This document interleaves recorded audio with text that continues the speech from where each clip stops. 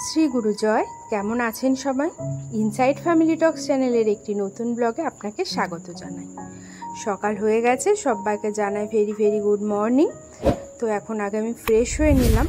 আমি উঠে সকালে আগে নিজে ফ্রেশ হই, তারপরে সোজা চলে যাই রান্নাঘরে। সোনার জন্য টিফিন বানাই, ওর খাবারটা বানাই, আমাদের চা বানাই। তো যথারীতি সেই মতোই চলে এসেছি। এখন সোনাকে একটু আজকে করে দেব পাতলা করে নুন আর একটু মিষ্টি দিয়ে গোলা রুটি মতন। ব্যাপারটা একটু রুটি রুটি হবে, কিন্তু নাম এটার গোলা রুটি, কারণ সোনা আজকে বলেছিল আমাকে এই রুটি আর আলু ভাজা দিতে। তো সেটাই করব আজকে, ওকে টিফিনে সেটাই করে দিয়ে দেবো। তো রুটি আমার মোটামুটি হয়ে এসেছে, আর বেশিক্ষণ সময় লাগবে না। আর এবার আমি আলু ভাজাটাও বসিয়ে দিলাম। আলু ভাজাটা হয়ে গেলে তারপরে একটু চা খাবো। আর সকালবেলা একটু চা না খেয়ে না স্কুলে আমার একদম যেতেই ইচ্ছা করে না, মনে হয় যেন এনার্জি পাই না। তো সেই জন্য আর কয়দিন ধরে মনটা তো একদমই ভালো নেই, কারণ এই আরজি কলের ঘটনাটা তোমরা সবাই জানো, মেয়েটার যে ঘটনাটা। তো নতুন করে আমি এটা নিয়ে আর কিছু বলতেই চাই না, শুধু এটুকুই বলবো অপরাধীর শাস্তি আমরা চাই। আজকে আমাদের বারাসাতে থেকেও র্যালি বেরোবে রাত্রিরে, তো যাওয়ার ভীষণ ইচ্ছা আছে ওখানে।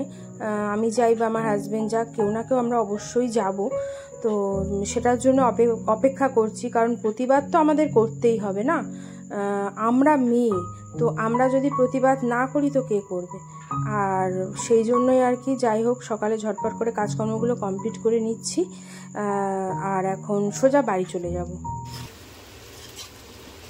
সোনাকে দিয়ে বাড়ি এসে গেছি, এসে রান্না বসিয়েছি, আর ও বেরিয়ে গেছে, অনেকক্ষণই হয়েছে এসেই। এই হচ্ছে পমফ্রেট মাছ হবে, পমফ্রেট মাছগুলো ভেজে রেখেছি। আর এখানে হচ্ছে চিচিঙ্গা হচ্ছে। এই দুটো রান্না হলে তারপর আমি স্নান করে যাবো সোনাকে আনতে।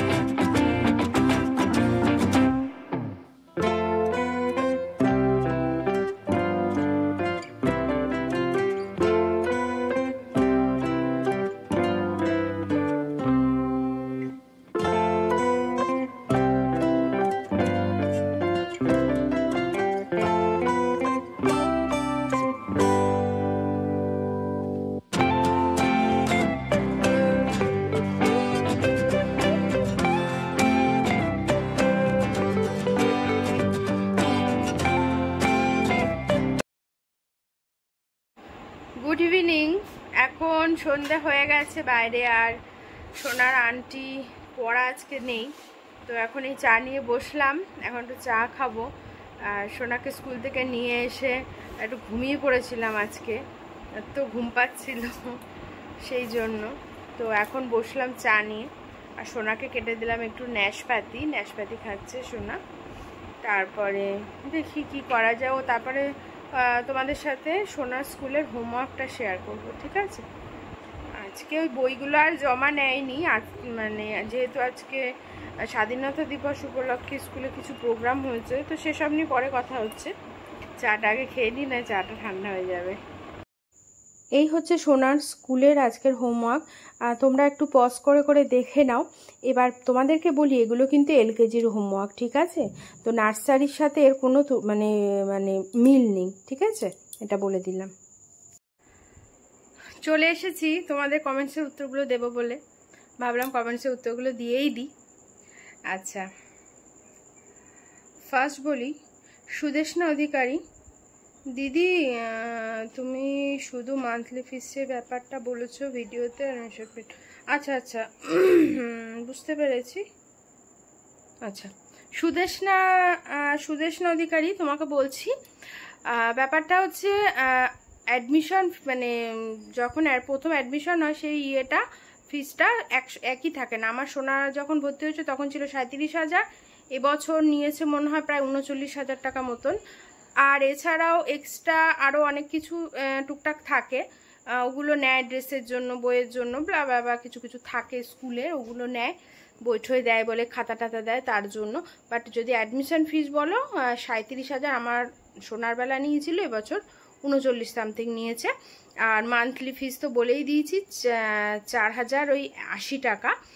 আর এখানে কোনো রিঅ্যাডমিশন ফিস নেই, তবে বছরের প্রথমে 8,000 টাকা মতো দিতে হয়। সেটা হচ্ছে মেনটেনেন্স চার্জ, তারপরে খাতা দেয়, বই দেয়, সব কিছু ধরে টরে ওটা নেয়। এক্সট্রা কোনো রিঅ্যাডমিশন ফিস নেই, ঠিক আছে? তো আশা করি তুমি বুঝতে পেরেছো। তারপরেও যদি কোনো তোমার প্রবলেম হয় আমাকে অবশ্যই কমেন্টস করো, ঠিক আছে? আচ্ছা, তারপরে কমেন্টস কে করেছো দেখি। ও তুমি বলেছো থ্যাংক ইউ দি, সত্যি অনেক হেল্প করলে আমার। না না, দেখো সেটা বড় ব্যাপার নয়, আসলে আমার ভিডিওতে দেওয়াই আছে ওগুলো, তাই তোমাকে বলেছিলাম দেখে নিতে। ওটা দেখে আশা করি তোমার শুধু এই ব্যাপারটা না, তুমি আরো অনেক কিছু নিশ্চয়ই জানতে পেরেছো, বলো? তো সেই জন্যই বলেছিলাম দেখতে। আর থ্যাংক ইউ বলার কোনো কারণ হয় মানে কোনো কারণ নেই, কারণ আমি তোমাদের অ্যান্সারের উত্তর দেওয়ার জন্য আছি এবং দেব, ঠিক আছে? আমার হয়তো একটু লেট হতে পারে, কমেন্টস তো সবসময় দেখি না, নানা কাজে ব্যস্ত থাকি, বাট যখন আমার চোখে পড়ে না আমি চেষ্টা করি সে উত্তরগুলো দেওয়ার। যদি উত্তরগুলো সবসময় লিখে দেওয়া তো যায় না, তাই ভিডিওর মাধ্যমে দেওয়ার চেষ্টা করি।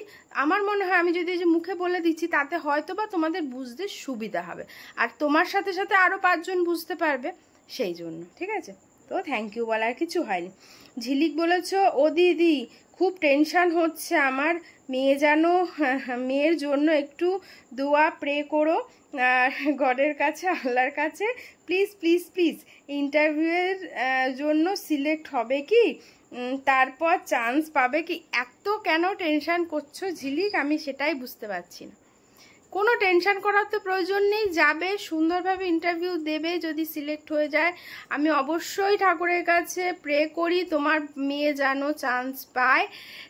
মানে আমি সবসময় চাই আমার যারা ভিউয়ার্স আছো, যারা আমার ভিডিও দেখছো, সবার বাচ্চারাই যেন চান্স পায়। এছাড়া যে যেভাবেই ইচ্ছে নিয়ে যায়, অনেকেরই অনেক রকম ইচ্ছা, সবার ইচ্ছা যেন পূরণ হয়, আমি এটা সবসময় প্রে করি। আলাদা করে তোমাকে কিছু বলতে হবে না, কিন্তু হ্যাঁ আমি বলবো এত টেনশন করার কিচ্ছু হয়নি। তবে হ্যাঁ এটা মনে রাখবে, যেটা হয় সেটা কিন্তু ভালোর জন্যই হবে। যদি চান্স পায় মনে করবে সেটা তো খুবই ভালো, আর যদি বা ঠাকুর না করুক কোনো সমস্যা হয়, তাহলেও মনে করবে ঝিলিক সেটা তোমার বা তোমার বাচ্চা উভয়ের জন্যই ভালো। দরকার হলে পরের বারে আবার চেষ্টা করবে, কিন্তু এত টেনশন নিও না।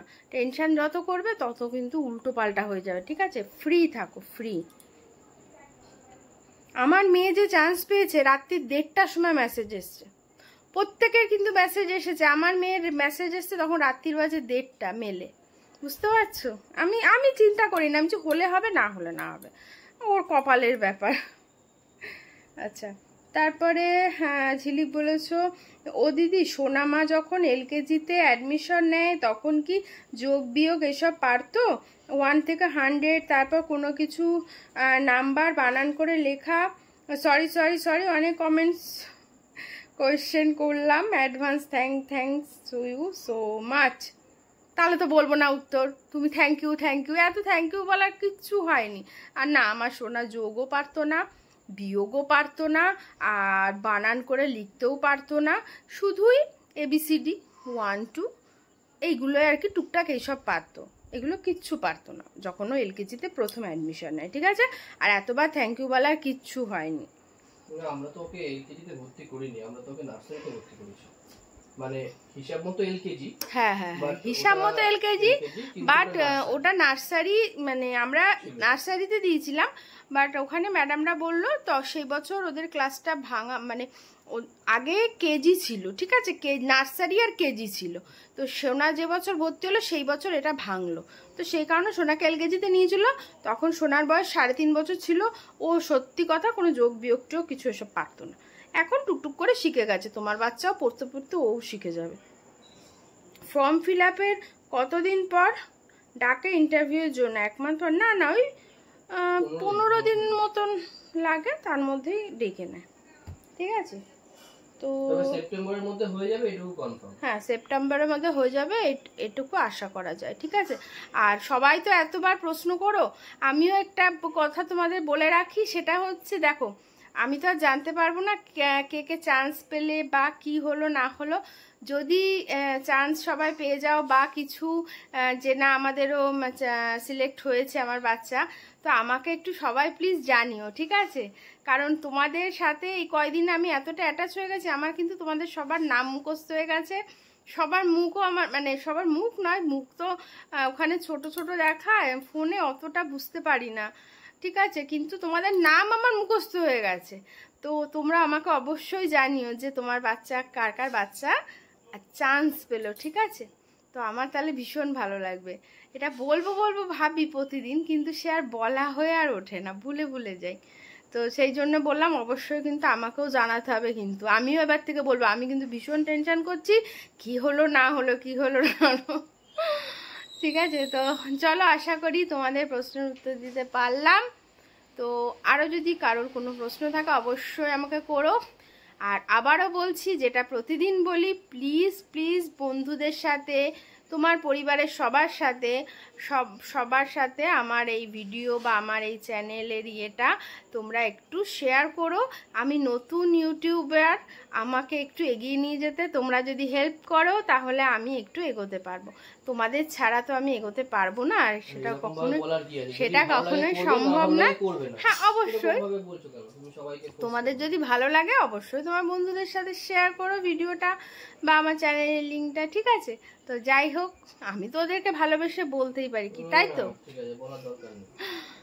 তো সবাই, ওরা নিশ্চয়ই ভালোবাসি, যদি ভালোবেসে থাকে করবে, ওরা হেল্পফুলই হবে, সবার হেল্পফুলই হবে, ব্যাস। তুমি তো নিঃস্বার্থভাবে করছো, আবার কি বাচ্চা আর কি, সে তো একদম অবশ্যই। আর ওরাও আমাকে ভীষণ, মানে কিছু জন আর কি এতটা অ্যাটাচ হয়ে গেছি তাদের সাথে। তো যাই হোক, সেই ভালোবাসার খাতিরেই আমি বললাম।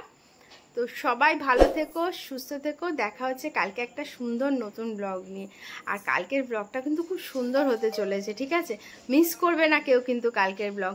আর হয়তো বা কালকের ব্লগে আমি কোনো কমেন্টসের উত্তর দিতে পারবো না, তোমরা কমেন্টস করো, আমি পরের দিনের ব্লগের উত্তরগুলো দিয়ে দেবো। হয়তো বা কালকের ব্লগে আমি উত্তরটা দিতে পারবো না, তবে উত্তর না দিতে পারলে আমি যেদিন পারবো আমি নিশ্চয়ই উত্তরগুলো দিয়ে দেবো, ঠিক আছে। তো চলো, টাটা, গুড নাইট।